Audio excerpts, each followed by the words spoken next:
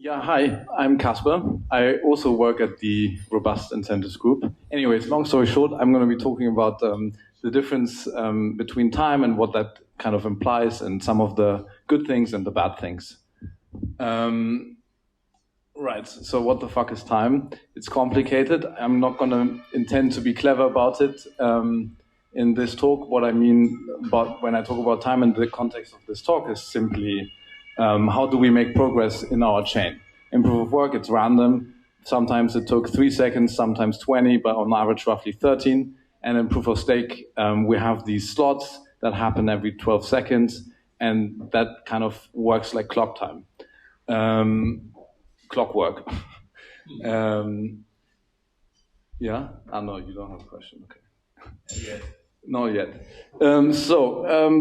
Some kind of Ethereum basics. I mean, Ethereum basically is a composite of the available chain and some finality gadget on top. In this talk, we're kind of only concerned with the available chain. And the way we make progress is basically slots. Every 12 seconds, there's a new slot. And if everything runs smoothly, usually, basically, at the beginning of slot N, a proposer will show up, propose a block, then there's a bunch of validators voting for what they see as the head of the chain. And if the block's valid and on time, yada, yada, yada, then you attest to it. And then the next proposer 12 seconds later comes in and proposes their block on top of block N. And so we extend the chain. And here in slot N+2, for some reason, the proposer didn't show up. Maybe he was offline or whatever. No problem. We just chug along by N+3 building on top of N+1. So that's simple enough. But I want to take a step back briefly before talking about the implications and kind of touch upon where this deterministic nature of time actually comes from in proof of stake. And the thing is, basically, in proof of work, we have this exogenous randomness fed into the system by the fact that, we have this proof of work stuff going on where we're trying to find this nonce. And once we find it, everyone acknowledges it as a valid block. And in proof of stake, we need to make this selection of a valid proposer explicit. And we need to kind of come to consensus from inside the system. And essentially, because it's a blockchain, we kind of we don't have true randomness because we kind of have to agree on it. So we try to generate some pseudo-randomness that's not biasable. Doesn't really matter how this works. We have this run-DAO process where proposers essentially contribute to some seed as part of their duty or like as part of their block proposal that then is used. Point being that we have this basically on-chain pseudo-randomness that is then agreed upon that we use to schedule these duties because we kind of have to agree on who is supposed to propose so that we can say, hey, this is actually a valid block from a valid block proposer. And to what's coming up next? So basically, in proof of work, we have this exogenous randomness giving us this random block time, whereas in proof of stake, we have this on-chain pseudo-randomness giving us this kind of schedule or deterministic time. And in shitty meme version, we have a race versus a timetable, or in plot form, here, Martin, who I don't think is here, basically, it's basically around the merge, and you can see when the merge hits, block time becomes very, very stable. We see one missed slot at some point, but that's about it. And so, we can nicely see the difference between the randomness in time before and then the stability afterwards. Now I want to talk about some of the implications of deterministic time. And there's a bunch of good stuff, actually. One of which is this stability in the decreased variance in when blocks show up. Basically means EIP 1559 works better simply because you have basically less full blocks that basically if there's no block showing up for long enough time frame, then the transaction demand reverts to the usual madness, and so that's kind of nice. And then Barnaby, who sits here, here in this part we basically see that the bumps against this 30 million gas limit in blocks is hit much less frequent. And so basically we can summarize this as better load balancing. So we basically have a more constant load in terms of transactions, but this load balancing actually also transpires throughout the entire tech stack. On the P2P layer, the messages are all more stable, there's not these rushes, etc.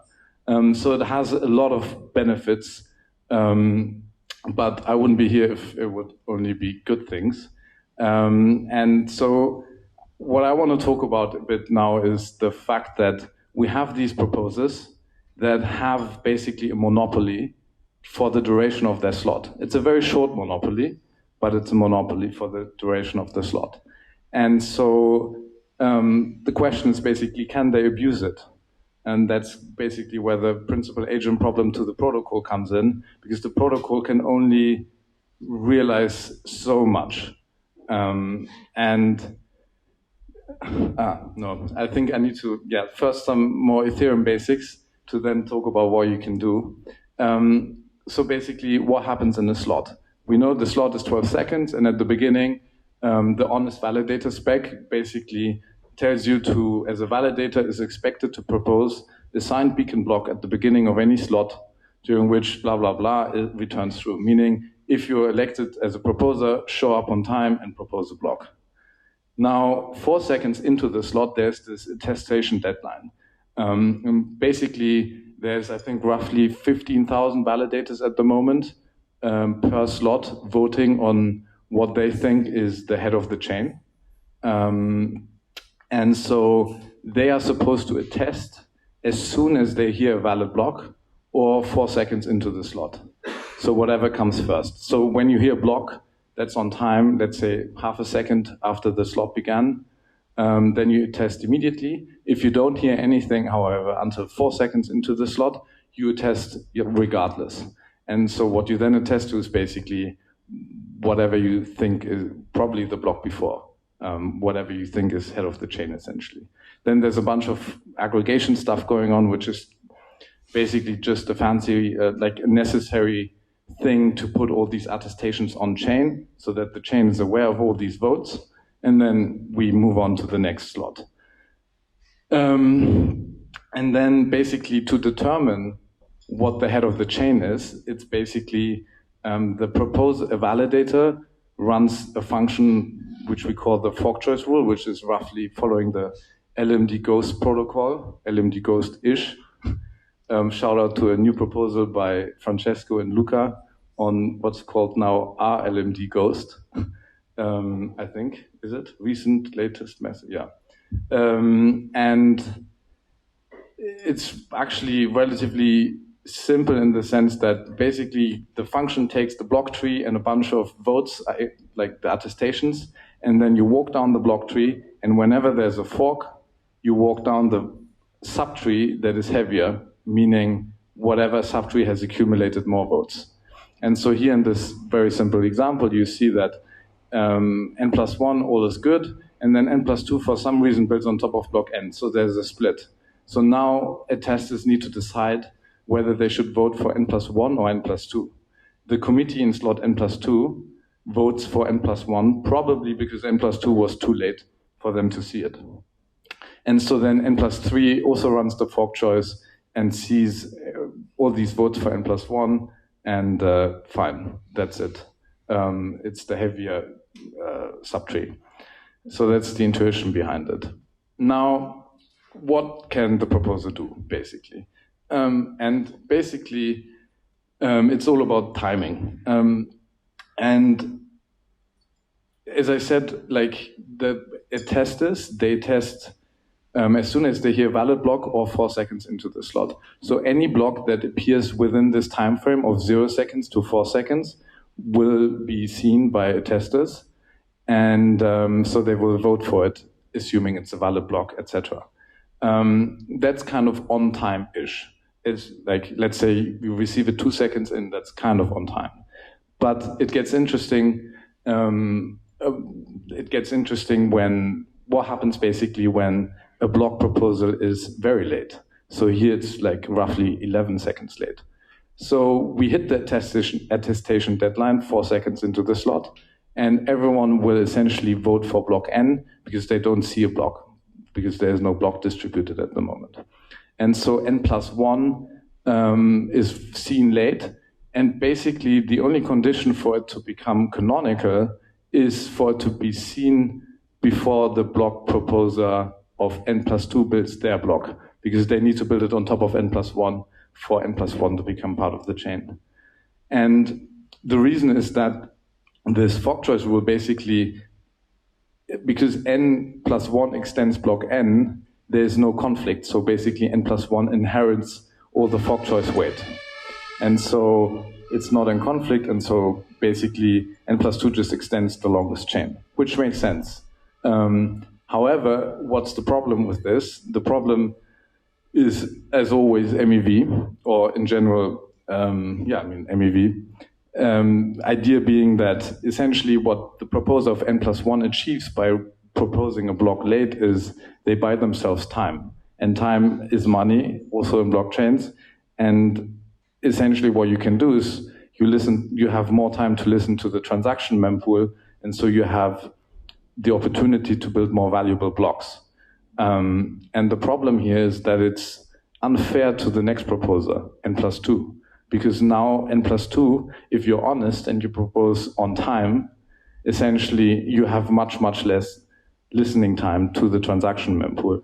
And so you end up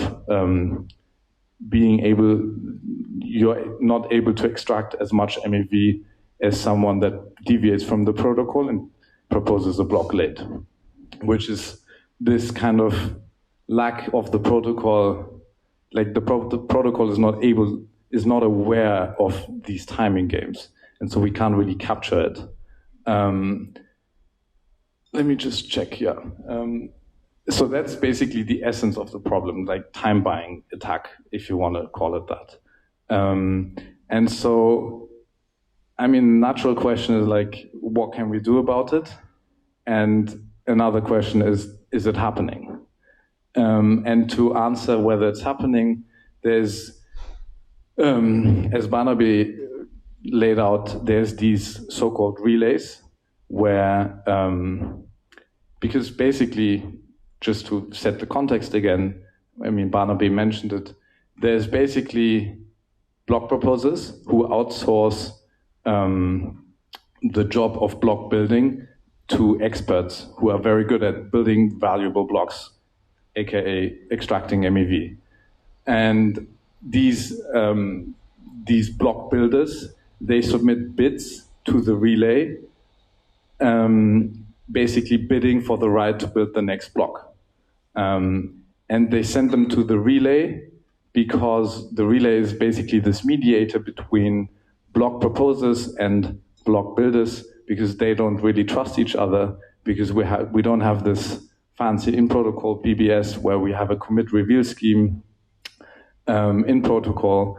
And so we need this relay at the moment. And essentially what the proposer does is, like, at some point it sends to the relay a request saying, hey, what's currently the highest bid? Then the proposer receives a bid, which is basically a bid by a block builder with an amount of ETH they're willing to give to the proposer, and the execution payload. So basically the block's content with all the transactions. And next, the proposer will then, assuming it's fine, they will sign this bid and send it to the relay, after which point basically the block's content can be released with this signed bid and consensus stuff outside, forming this basically complete block. where the execution is done by the builder and the consensus stuff by the proposer.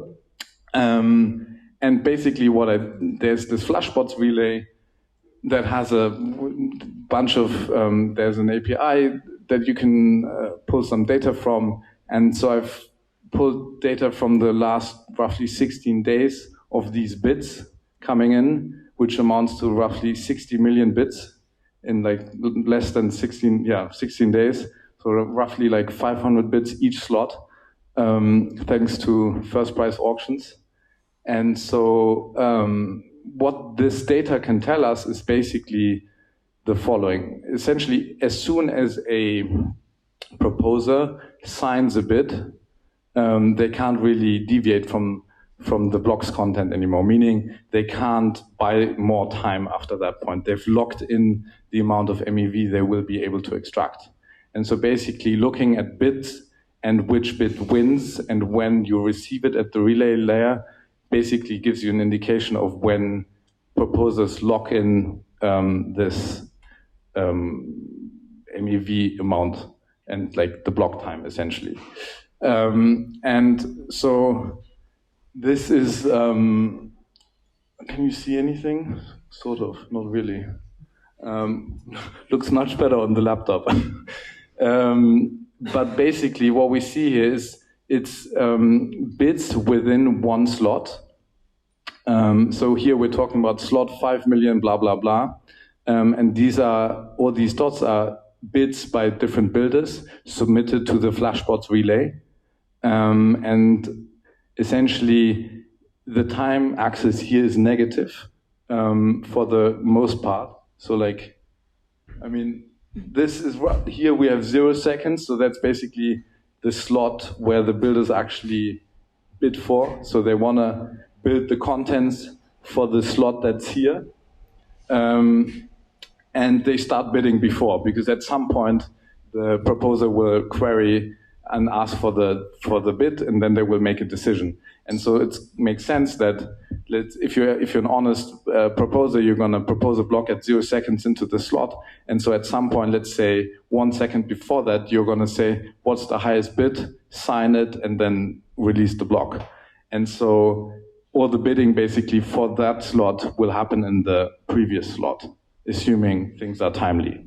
And so what we see here is basically just a roughly linear increase in bits over the duration of this slot. And then at some point the winner is picked, which is like this little star in the top right corner, and it's actually slightly late. This winning bid was received like just after the beginning of a slot. And this is in a low MEV regime, so it's like actually only 0.01 ETH, and the median is roughly 0.505 ETH. And here, I mean, honestly, I'm just like, it's kind of interesting data, I think. Here we see different builders and their bidding strategies, and these yellow dots on the top are, what's he called? Beaver Build. Beaver Build somehow seems to have some sort of advantage that they can basically outbid all the bids by everyone else by some sort of constant amount. And what this maybe probably implies is that they have some sort of private order flow, meaning that they have access to transactions that only they have access to, unless everyone else's algorithm sucks so badly, which is very unlikely. Meaning that there's a bunch of, that's for another time, but interesting data analysis maybe to be done is to understand to what extent private order flow may play a role here. But still, like, what can we do about it? Because another kind of topic that was, I think, more touched upon and the question part is, like, this social slashing, the social layer of blockchains is often, I feel like, underestimated. And I wonder to what extent social pressure or social norms play a role here. Like, Coinbase, Kraken, Lido, they all have a reputation, and if they consistently were releasing blocks late, it's basically detectable. Like, it's not that you don't know they're not doing it. Anyways, but we don't. Let's think about what we can do about it. There's some fork choice fun that we can do today and are sort of doing already, and it's basically using this concept of proposer boost, which is in addition to the fork choice rule that I have so far kind of skimmed over. The idea is relatively simple, that basically it says that if a block is on time, a block has it comes with a boost. And this boost is worth 40% of 40% of committee votes. So n+1 here has 30% at this, if a block is released around the 4-second deadline, then some people will hear it in time to attest to it and some won't. And so here in this scenario, you see that 70% didn't hear it in time, so they vote for block N. 30% hear n+1 before the 4-second deadline, and so they vote for n+1. And so n+2 now, they could just simply extend the chain on top of n+1. And that would be the end of it. Things would work as today, basically. But because of this proposer boost, 40%, they can basically outcompete n+1 and punish them for being late and build on top of block N. And the committee in n+2 will run the fork choice and see 40% is bigger than 30, so I'm going to vote for n+2. And then n+1 ends up being reorged out. And so basically, we have, because of proposer boost, we have this mechanism to reorg out late blocks. And you actually have an incentive to do so, because now n+2 can capture the MEV that otherwise n+1 would have captured. So you also have an incentive to do so. So essentially, you punish late block proposers. That doesn't solve the problem overall completely, obviously, because we've just reduced the time span from 12 seconds to 4 seconds. It's much better, but obviously it doesn't solve the problem at the root. But it's definitely a very good step in the direction. And Lighthouse, shout out to Michael Sproul, who kind of pioneered this. It's live on mainnet, and a bunch, like Prism, I think, for example, has it basically implemented. It's just not released yet. So it's running already by default on all Lighthouse nodes. So there's several angles we can look at this. One is constraining the monopoly power, which is what we've just done from 12 seconds to 4 seconds. Another one is explicitly incentivizing timeliness. So why don't we try to find some heuristic to determine whether a block proposal was on time and reward it with rewards, as we do with other things. Another slightly more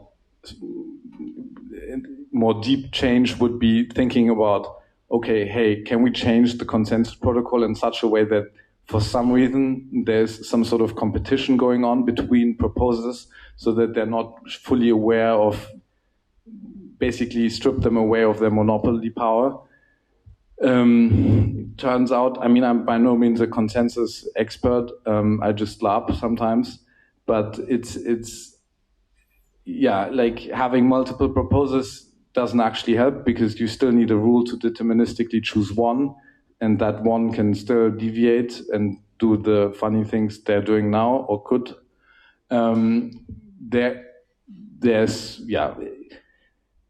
You could think about some other avenues, but it becomes very complicated, and it's always a trade-off as well, complexity versus what are we actually trying to tackle.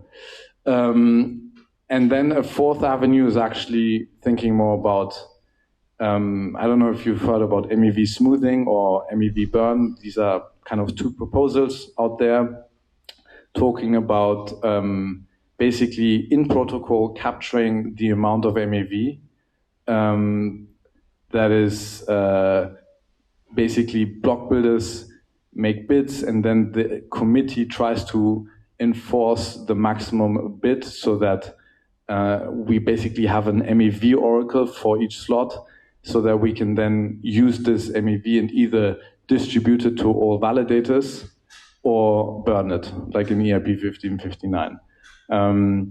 But basically the idea here is that if we can capture this MEV in protocol and redistribute it, then the incentive for proposer, or like let's say we burn it, then essentially none of the MEV that the proposer manages to, if it would manage to extract more MEV and none of it ends up with the proposer, might as well not deviate in the first place. Because there are some other incentives, especially if you slap some timeliness incentives on top, or just in general, like you don't want to be too late because you run risk of not becoming canonical, etc. This is actually, I think, one of the more promising avenues, maybe. And so basically, we've talked about the constraining the monopoly, and now I'm going to briefly touch on an idea of how one could think about maybe incentivizing timeliness explicitly. And so basically today block proposers are rewarded in proportion to the profitability of attestations they include in their block. So basically people attest, and if they vote correctly, they get the most rewards, and the proposer is rewarded in proportion to those.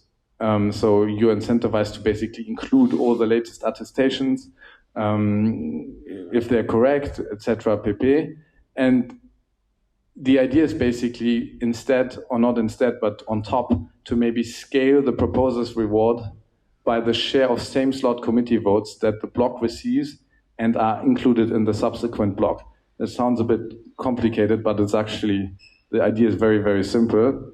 Namely that if a block is on time, everyone sees it, 100% attests to it, then n+1 will include these attestations, because actually the fresher they are, the more profitable they are to include.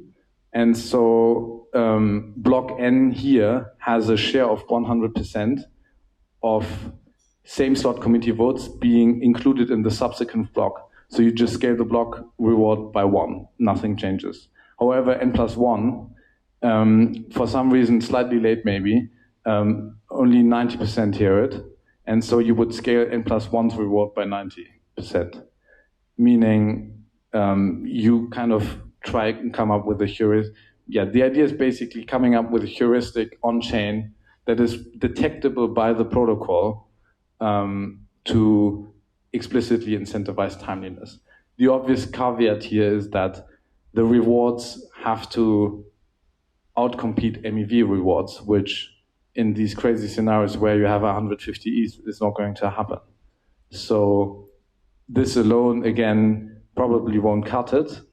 But if you start thinking about stacking these things, like MEV smoothing or burning, which independently of this is like proposals that make sense, or ideas that make sense to explore deeply, you can start to see that maybe actually this is becomes sufficient.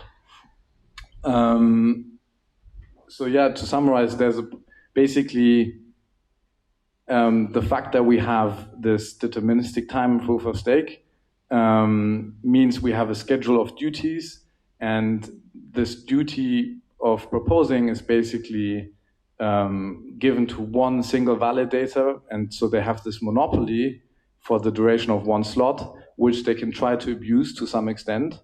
And that's obviously bad, but the good thing about this constant time is also the load stability that we touched upon. And so far, we've seen that there's not too much going on in terms of late block releasing, and there's also a bunch of things we can do about it and are already doing about. So yeah, it's a good conclusion. And there's also, I guess, thanks for listening. And if you're interested in this kind of stuff, we have this thing called Rig Open Problems, which is basically a bunch of fun problems that we're trying to think about. One of which is timing games, which is what I talked about here. And if you have too much time, feel free to dig in. Thank you. Hi, thank you for the presentation. Yeah, maybe my question is not correct, I don't know, but couldn't the relays be bypassed, and how this could impact in the monopoly of proposals? Can you say again? Sorry. Yeah, can't the relays be bypassed? Relays B? Bypassed. What does that mean? Like I avoid a relay. Can I avoid to send to the blocks to a relay and just send directly to the proposers? Yes, but so basically, the block builders, they send the execution payload, so the transaction in plain text. So basically, there's a trust assumption between the builder and the relay, and the idea is that a builder doesn't want to reveal their MEV. Right, but if in the same way that you can have a monopoly of proposers, maybe you also have a monopoly of builders, right? Or this is enforced somehow by the protocol. That's I mean, in general, I guess.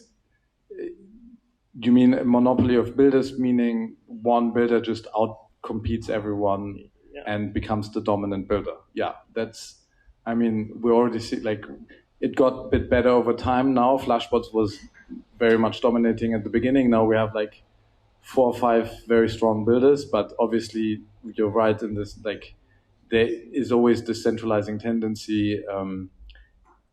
In general, the idea is obviously that centralized building is fine in the sense that as long as we manage to deal with things like censorship, all they can do is build a valid block that is maximally profitable to a proposer. It becomes obviously tricky when a block builder is able to.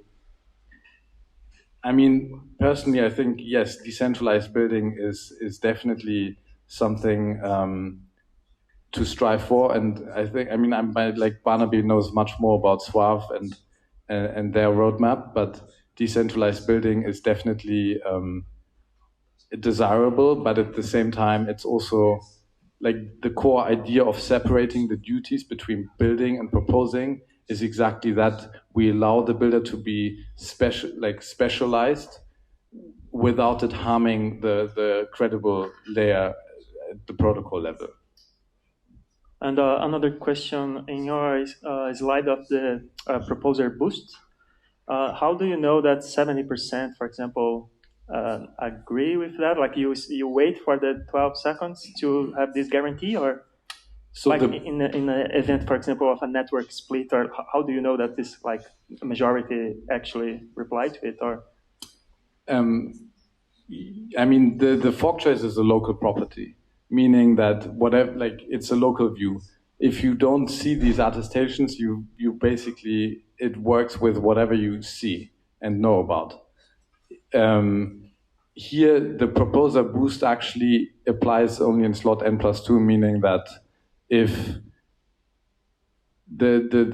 basically, if the committee in n+2 thinks that the block of n+2 was timely, meaning that they heard it within the first 4 seconds of the slot, they will slap a 40% boost on the fork choice rule. But the fork choice is always a local property. The result of your fork choice function call could be a different one than mine, since we have different locations in the P2P layer having different information. But obviously, that's why we have also these, if you want to call them subslots, we have 4 seconds for the block to propagate to the network. Then we have 4 seconds for the attestations to propagate. And so basically the idea is obviously to allow for some latency constraints for the available chain. And then for the finalized stuff on top, we're working on much larger time horizons. And then, you get into proving liveness and safety and all the fun stuff. Where's Francesco? Okay, but you cannot violate safety. No. Okay. No, all of this is only on the available chain. None of this has anything to do with the finality. Like I completely ignored like source and target votes, finalizing stuff. Here everything is about basically the head of the chain. And then whatever this available chain spits out, we try to finalize with these checkpoints. Every 32 slots, one epoch. Thank you. Thank you.